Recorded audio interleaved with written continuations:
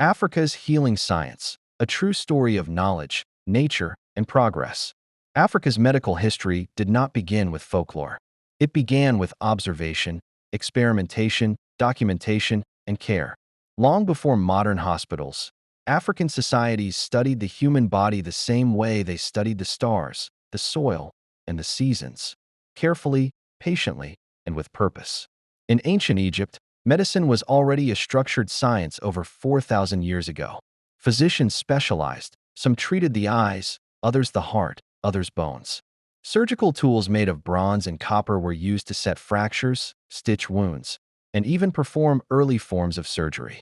Medical papyri like the Edwin Smith Papyrus recorded clinical case studies, symptoms, diagnoses, and treatments in logical sequence, something modern medicine still relies on today. Illness was not only spiritual, it was anatomical, physical, and observable.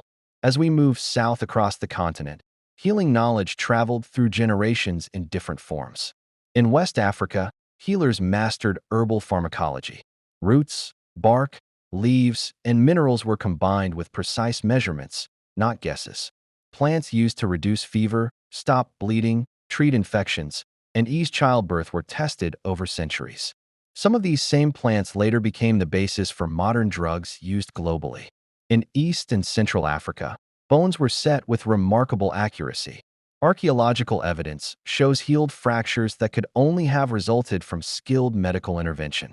African surgeons performed cesarean sections as early as the 19th century, long before they were common in Europe, using antiseptic techniques, herbal anesthesia, and post-operative care that reduced infection. Healing in Africa was holistic, but never careless. The body, the mind, and the environment were treated as connected systems. Nutrition, hygiene, mental well-being, and community support were part of medical care. Clean water, isolation of the sick, and wound sanitation were practiced long before germ theory was formally named. Then came colonization, and with it, the false idea that African knowledge was primitive. Many indigenous medical systems were dismissed, ignored, or deliberately erased from formal education. But the science never disappeared. Instead, it evolved. Today, modern African medicine stands on both ancestral wisdom and global science. African researchers are leading breakthroughs in tropical disease treatment, vaccine research, and genetic studies. Herbal medicine is now being scientifically tested and standardized in laboratories. Plants once used by village healers are being studied for cancer treatment, pain management, and immune support. Hospitals across Africa now combine traditional knowledge with modern diagnostics. Doctors trained in Western medicine collaborate with ethnobotanists and traditional practitioners. Africa did not catch up to science. Africa helped build it. The story of African medicine is not one of superstition turning into science. It is the story of science surviving, adapting, and advancing. From papyrus scrolls to digital scans.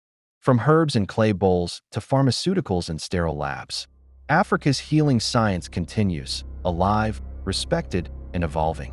This is not lost history. This is living knowledge.